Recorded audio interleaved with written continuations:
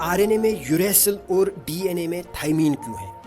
इस सवाल का हम सटीक सा जवाब ये देते हैं कि थाइमीन होने से डीएनए आरएनए से ज़्यादा स्टेबल बन जाता है। लेकिन फिर और कुछ क्वेश्चन सामने आते हैं कि क्यों डीएनए ज़्यादा स्टेबल होना चाहिए आरएनए से? कैसे थाइमीन डीएनए को स्टेबल और यूरेसिल आरएनए को अनस्टेबल बना देता है? कौन किससे रिप्लेस हुआ है? पहला जेनेटिक मटेरियल कौन था और वो फिर रिप्लेस क्यों हुआ? पहले आरएनए आया या डीएनए? आरएनए डीएनए छोड़िए, पहले न्यूक्लिक एसिड आया या प्रोटीन्स आए? अगर प्रोटीन्स आए तो वो किसने कोड किए, और अगर न्यूक्लिक एसिड आए तो वो कैटलिस्ट जो एज एंजाइम काम करना था वो किसने किया? तो ये कुछ ऐसे क्वेश्चंस हैं जैसे ये कि पहले अंडा आया या पहले मुर्गी आई? पहले अंडा आया या मुर्गी आई वो हम कभी और जान लेते हैं। आज हम इन सवालों का जवाब देखते हैं कि डीएनए में थाइमीन, आरएनए में यूरेसिल, पहला जेनेटिक मटेरियल कौन था? न्यूक्लिक एसिड पहले आया या प्रोटीन्स? किसने किसको रिप्लेस किया है जेनेटिक मटेरियल और क्यों? देखिए, एक हाइपोथेसिस है ओल्ड वर्ल्ड हाइपोथेसिस या आरएनए वर्ल्ड हाइपोथेसिस। बहुत सारी हाइपोथेसिस दी गई हैं कि पहले पहले जो सिंपल सेल्स बने थे उनमें कौन से बायोमॉलिक्यूल्स थे या जेनेटिक मटेरियल कौन था। लेकिन सबसे ज़्यादा जिस हाइपोथेसिस को एविडेंस मिला है वो है आरएनए वर्ल्ड हाइपोथेसिस।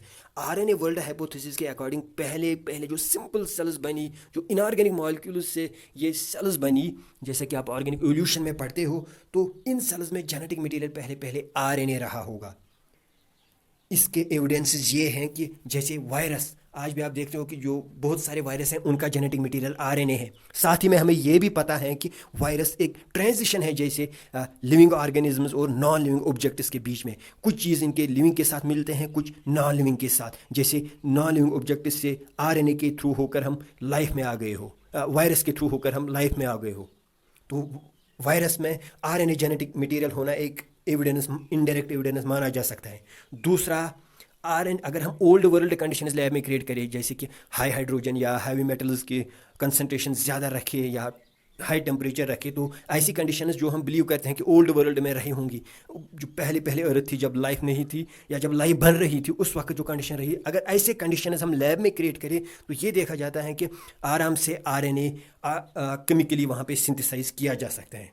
तीसरा ये कि RNA in comparison to DNA बहुत अनस्टेबल हैं, लेकिन ये क्विकली सिंथेसाइज होता है क्योंकि छोटे छोटे मॉलिक्यूल्स होते हैं, यूजुअली सिंगल स्ट्रैंडेड होते हैं, लेंथ के हिसाब से छोटे होते हैं, तो ये क्विकली प्रोड्यूस होते हैं, लेकिन हाँ अनस्टेबल हैं। तो यहाँ पे जो पहले पहले लाइफ थी, जो पहले पहले लिविंग ऑर्गेनिजम्स थे, वो हमें पता है कि वो सिंपल ही रहे होंगे। जो पहले पहले बने हैं वो शॉर्ट लिविंग होंगे, वो क्विकली डिवाइड कर रहे होंगे, और एट द सेम टाइम वो म्यूटेट हो रहे थे, वो डाइवर्सिफाई हो रहे थे। ज़रूरत इस बात की थी कि डाइवर्सिफिकेशन हो जाए, वैरिटी आ जाए। तो उसने अगर आरएनए, अगर जेनेटिक मटेरियल अनस्टेबल हो यानी वो म्यूटेट होता रहता हो, तो ये बड़ी प्रॉब्लम नहीं थी। इनफैक्ट ये ज़रूरत थी। उस वक्त क्वांटिटी मैटर करता था क्योंकि ऑर्गेनिज्म छोटे थे, वो जल्दी जल्दी डिवाइड कर रहे थे, उनका लाइफ साइकिल शॉर्ट था। तो आरएनए उनके लिए परफेक्ट जेनेटिक मटेरियल था क्योंकि ये भी शॉर्ट लिविंग होता है, क्विकली डिवाइड करता है, हालांकि अनस्टेबल है, म्यूटेट हो जाता है। तो म्यूटेट होना ठीक बात थी क्योंकि ज़रूरत थी कि डाइवर्सिफिकेशन हो जाए, एक बड़ी बेस बन जाए, तभी इतनी डाइवर्स लाइफ है आज। लेकिन सवाल पैदा होता है कि इस आरएनए को बना कौन रहा था, एंजाइम कौन था? ये पहले आया था या इससे पहले? आरएनए डीएनए तो हमें समझ आ गया थोड़ा बहुत कि पहले जेनेटिक मटेरियल आरएनए रहा होगा, लेकिन ये न्यूक्लिक एसिड बनाए कि कैसे गए? तो इसका जवाब भी आरएनए खुद ही है, खासकर राइबोजाइमस। राइबोजाइमस ऐसे आरएनए मॉलिक्यूल्स जो एंजाइम्स की तरह कैटालाइज भी कर सकते हैं रिएक्शंस को, जैसे कि 20s आरएनए है यूकैरियोट्स में, 23s आरएनए है प्रोकैरियोट्स में, या जो ग्रुप फर्स्ट और group second self splicing introns हैं, या जो हैमर हेड राइबोजाइम है। तो बहुत सारे आरएनए मॉलिक्यूल्स ऐसे हैं जो एज एंजाइम भी काम कर सकते हैं, जैसे स्प्लाइसिसोम्स में होते हैं, या जैसे राइबोन्यूक्लियोप्रोटीन्स में आरएनए एज राइबोजाइम काम करता है। तो ये सवाल है, ये जवाब है उस सवाल का कि पहले प्रोटीन्स आए न्यूक्लिक एसिड, पहले आरएनए आया, क्योंकि ये खुद ही में इसमें राइबोजाइम एक्टिविटी, एंजाइम एक्टिविटी थी। तो ये खुद ही खुद की कैटालिसिस कर रहा था, खुद ही खुद को सिंथेसाइज कर रहा था। और क्योंकि ऑर्गेनिज्म शॉर्ट लिविंग थे तो उनके लिए अनस्टेबल आरएनए जेनेटिक मटेरियल होना ठीक था। लेकिन क्योंकि फिर लाइफ डाइवर्सिफाई हुई, कम्प्लेक्स हुई, एडवांस्ड ऑर्गेनिजम्स आए, ऐसी सेल्स आए जो एडवांस्ड थी, जिनमें मेटाबॉलिज्म बहुत कम्प्लेक्स था, जिनको बहुत सारी डिफरेंट वेराइटीज़ ऑफ एंजाइम्स की ज़रूरत थी, और साथ ही में ये ज़रूरत थी कि उनका जेनेटिक मटेरियल बहुत स्टेबल हो, क्योंकि अब न सिर्फ क्वांटिटी मैटर करती थी बल्कि जेनेटिक मटेरियल का स्टेबल होना भी बहुत इंपॉर्टेंट है अगर ऑर्गेनिज्म लॉन्ग लिविंग है, अगर वो एडवांस्ड है, अगर उसका मेटाबॉलिज्म, अगर उसकी सेल कॉम्प्लेक्स हैं, तो फिर आरएनए जेनेटिक, आज इन एडवांस्ड ऑर्गेनिजम्स में अनस्टेबल आरएनए जेनेटिक मटेरियल नहीं रह सकता था, उसको रिप्लेस किया डीएनए ने। और क्योंकि कॉम्प्लेक्स प्रोसेसेस हो रही थी अब सेल्स में, ऑर्गेनिज्म एडवांस्ड बन रहे थे, तो इनके बहुत सारी वैरायटी ऑफ एंजाइम्स की ज़रूरत थी, और इसलिए आरएनए को एज एंजाइम रिप्लेस किया अब प्रोटीन्स ने, क्योंकि जितनी वैरायटी प्रोटीन्स में है with the help of amino acids, उतनी वैरायटी न्यूक्लिक एसिड्स में नहीं हो सकती, क्योंकि एक न्यूक्लिक एसिड में 4 ही नाइट्रोजन बेसिस का हम कॉम्बिनेशन बना सकते हैं। तो एज एंजाइम्स आरएनए रिप्लेस हुए प्रोटीन से, और as genetic material RNA replace हुआ डीएनए से। आरएनए फिर खुद यही रहा कि ये एक ट्रांजिशन रहा, शॉर्ट लिविंग जो ट्रांजिशन होता है डीएनए टू प्रोटीन में, जो हमें इंफॉर्मेशन पहुंचानी होती है तो ट्रांसक्रिप्शन और ट्रांसलेशन, उसमें से जो शॉर्ट लिविंग ट्रांजिशन आता है, तो उसके लिए आरएनए ठीक है। लेकिन ये कैसे हम बता सकते हैं कि आरएनए अनस्टेबल है और डीएनए स्टेबल? और अगर आरएनए रिप्लेस हुआ डीएनए से, मान लीजिए हम प्रूव कर दें कि डीएनए स्टेबल है आरएनए से, और आरएनए से को रिप्लेस किया डीएनए ने, राइबोज शुगर को रिप्लेस किया डीऑक्सीराइबोज ने, लेकिन क्या ज़रूरत थी कि यूरेसिल भी रिप्लेस हो गया थाइमीन से? क्यों डीएनए में वही 4 नाइट्रोजन बेसेस नहीं रह सकती थी जो आरएनए में भी थी? सो कैसे डीएनए स्टेबल है आरएनए से, पहले हम वो देख लेते हैं। डीएनए में जैसे कि डीऑक्सीराइबोज शुगर है, तो जो 2' पे कार्बन है उस पर आपको पता ही है कि दोनों तरफ से हाइड्रोजन होते हैं, लेकिन राइबोज में OH है, तो ये OH जो 2' पे है ये ओपन है रिएक्शंस के लिए, ये इस राइबोज को और इसलिए आरएनए को रिएक्टिव बनाता है, अनस्टेबल बनाते हैं। ये OH जो आरएनए में जो फास्फोडाइस्टर बॉन्ड्स होंगी, यानी एक राइबोन्यूक्लियोटाइड की जो दूसरे राइबोन्यूक्लियोटाइड के साथ फास्फोडाइस्टर बॉन्ड होगी, तो ये OH उस फास्फोडाइस्टर बॉन्ड पे न्यूक्लियोफिलिक अटैक करता है और उसको तोड़ देता है, यानी खुद की हाइड्रोलिसिस करते हैं। जो 20-30 या 100-200 न्यूक्लियोटाइड्स का लंबा आरएनए मॉलिक्यूल है, तो जो उसको हाइड्रोलाइज करता है, सेगमेंट्स में तोड़ देता है। दूसरा ये कि यूरेसिल जो है, यूरेसिल का आरएनए में होना, वो भी रेस्पॉन्सिबल है उसके अनस्टेबल होने के लिए। साइटोसिन, जो डीएनए में साइटोसिन होता है, या जो आरएनए में भी साइटोसिन हो, साइटोसिन की एक खुसूसियत ये है कि ये फ्रूकेंटली डीअमाइनेट होकर यूरेसिल बना देता है। हम अब प्रूव करना ये चाहते हैं कि क्यों यूरेसिल थाइमीन से रिप्लेस हुआ, क्यों यूरेसिल अगर डीएनए में होता तो क्यों डीएनए अनस्टेबल होता। साइटोसिन की एक बात यह है कि वो ईजिली डीअमाइनेट होता है और यूरेसिल बना देता है। यहाँ पे ये NH2 निकल जाता है और उसकी जगह पे ऑक्सीजन आता है, बाकी स्ट्रक्चर ऑलमोस्ट सेम है। तो अगर साइटोसिन डीअमाइनेट हो जाए, जैसे कि यहाँ आप देख सकते हो उसमें यूरेसिल बन जाए, डेट मीन एक मिसमैच होगा ये जेनेटिक मटेरियल में।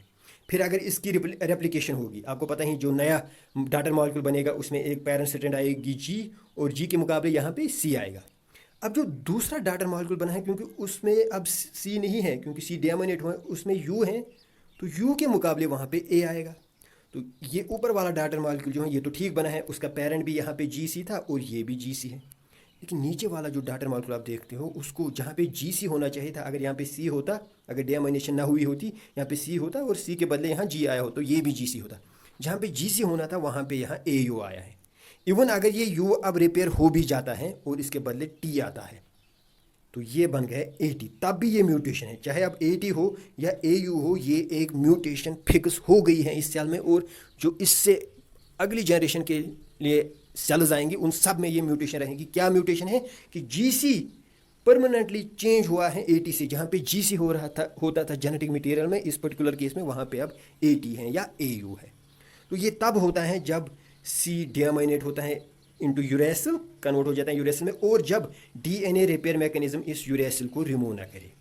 लेकिन हमारी सेल्स में DNA रिपेयर मैकेनिज्म है और वो इस यूरेसिल को रिमूव करता है, वो इस यूरेसिल को रिकॉग्नाइज करता है G के अगेंस्ट में। जब साइटोसिन के बदले यूरेसिल है तो ईजिली रिकॉग्नाइज हो जाता है और इसको रिमूव किया जाता है। तो ये म्यूटेशन इस तरह से होने से बचाई जाती है। पर अगर हमारे जेनेटिक मटेरियल में थाइमीन के बदले, हमारे डीएनए में अगर थाइमीन के बदले यूरेसिल होता, जैसे आरएनए में यूरेसिल था, अगर वो यूरेसिल रिप्लेस ही ना हुआ होता, अगर डीएनए में भी यूरेसिल होता, तो ये फ्रिक्वेंटली ये म्यूटेशन एक होती हैं कि जहाँ पे भी साइटोसिन, ये मान लीजिए आप यहाँ पे जी हैं तो यहाँ पे साइटोसिन था, मान लीजिए उस साइटोसिन की डीएमाइनेशन हुई है, जैसे कि मैं आपको यहाँ पे दिखा रहा था, साइटोसिन की डीएमाइनेशन हुई है और अब यहाँ पे यूरेसिल बना है।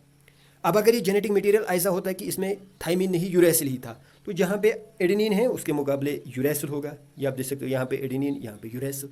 तो ये नॉर्मल यूरेसिल है, क्योंकि एडेनिन के खिलाफ यूरेसिल ही होना चाहिए। अगर यूरेसिल ही है, अगर यूरेसिल ही हुआ करता थाइमिन के बदले, तो यहाँ पे भी एडेनिन है और यहाँ पे यूरेसिल। अब यहाँ पे गवानिन है और यहाँ पे यूरेसिल आया है because of deamination, that is a mutation. लेकिन जो डीएनए रिपेयर मैकेनिज्म जो आसानी से हमारे सेल्स में ऐसे यूरेसिल्स को रिकॉग्नाइज करता है, वो इसको रिकॉग्नाइज नहीं कर पाता।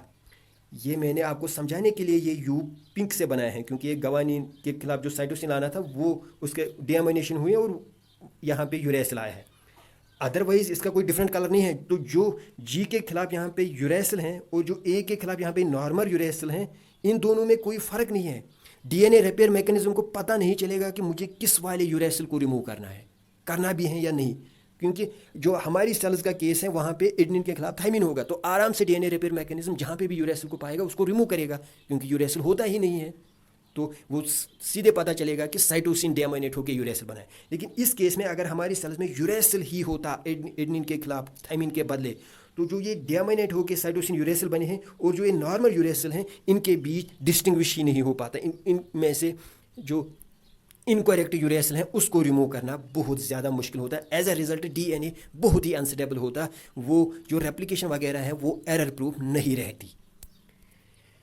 दूसरा जो है यूरेसिल का एक मसला है कि ये बहुत रेडिली डाइमर्स बनाते हैं, यानी जो एक ही स्ट्रैंड में जो एक स्ट्रैंड में यूरेसिल होगा और उसके नज़दीक अगर दूसरा यूरेसिल है तो वो आपस में ही डाइमर्स बना देते हैं और जो उनके अगेंस्ट दूसरे स्ट्रैंड के नाइट्रोजन बेसिस हैं उनके साथ हाइड्रोजन बॉन्ड्स खत्म कर देते हैं।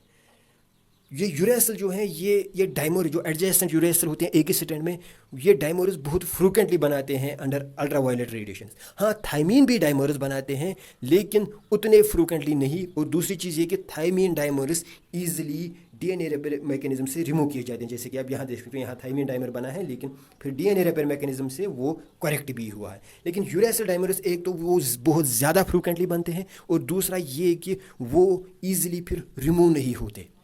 तो ये दिखाता है कि यूरेसिल अगर डीएनए में होता तो डीएनए बहुत अनस्टेबल होता। वन, बिकॉज के साइटोसिन के जो यूरेसिल बनता है उसको रिकॉग्नाइज करना मुश्किल होता। दूसरा ये कि यूरेसिल को खुद ही में ये प्रॉब्लम है कि वो बहुत ज़्यादा डाइमर्स बनाता है जिनको रिमूव करना फिर मुश्किल होता है। तो अगर हम रिवाइज करें, हमें ये पता चला कि पहले आरएनए जेनेटिक मटेरियल था, उसमें राइबोजाइम एक्टिविटी भी है, इसलिए पहले आरएनए ही आया होगा। तो लेकिन फिर जब लाइफ डाइवर्स हुई, कम्प्लेक्स हुई, एडवांस्ड हुई, फिर अनस्टेबल आरएनए को रिप्लेस किया स्टेबल डीएनए ने एज जेनेटिक मटेरियल और एज एंजाइम्स उससे रिप्लेस किया प्रोटीन्स ने, ताकि बहुत सारी वैरायटी अवेलेबल हो एंजाइम्स में। क्यों आरएनए डीएनए से कम स्टेबल हैं? क्योंकि इसमें राइबोज शुगर है और दूसरा इसमें यूरेसिल है। यूरेसिल क्यों अनस्टेबल बना देता है? अगर यूरेसिल डीएनए में होता तो क्यों डीएनए अनस्टेबल रहता? बिकॉज यूरेसिल जो डीएमाइनेशन से साइटोसिन की जब फ्रिक्वेंटली डीएमाइनेशन होती है और यूरेसिल बनता है तो उस यूरेसिल को रिमूव करना मुश्किल होता। दूसरी बात ये कि यूरेसिल अक्सर फ्रिक्वेंटली डाइमर्स बनाता है और उन डाइमर्स को रिमूव करना मुश्किल है। तो आई होप आज का वीडियो आपको पसंद आया हो। अगर आपको पसंद आया है तो शेयर कीजिएगा और अगर आपने अब तक चैनल सब्सक्राइब नहीं किए हैं तो चैनल को सब्सक्राइब भी कीजिएगा। Thank you.